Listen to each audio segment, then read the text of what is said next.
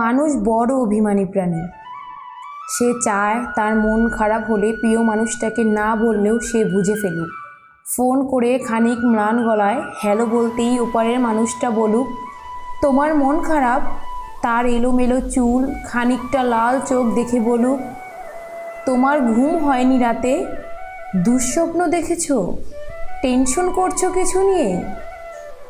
সে চায় মানুষটা বুঝুক কখন শক্ত করে বুকের সাথে চেপে ধরতে হয়, চোখের সামনে আলতো করে হাত ছুঁয়ে বন্ধ করে দিতে হয় চোখের পাতা।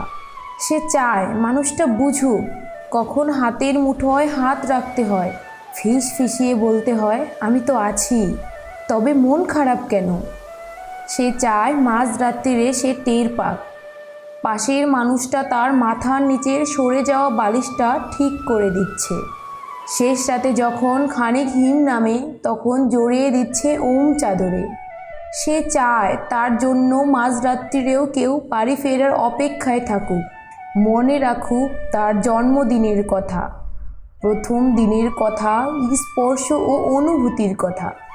সে চায় তাকে ছুঁয়ে দেখতে গিয়ে কেউ মিথ্যে মিথ্যে অজুহাত বানাক, কেউ কপাল ছুঁয়ে বলুক দেখি দেখি তোমার জ্বর নয় তো।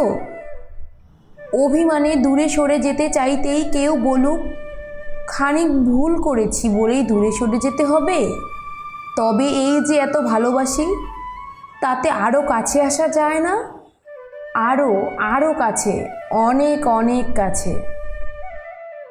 মানুষ বড় অভিমানী প্রাণী। তারা দুজনই কেবল ভাবে এই সবই ওই মানুষটা করুক, ওই অন্য মানুষটা, কিন্তু শেষমেশ করা হয় না কারোই। তাই কাছে আসার রঙিন দিনেরা ক্রমাগত দূরে যাওয়ার ধূসর বিবর্ণ গল্প হয়।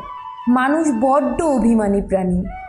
অভিমানে সে ক্রমশই দূরে চলে যায়, বুকে পুষে রাখে এক সমুদ্র আক্ষেপ।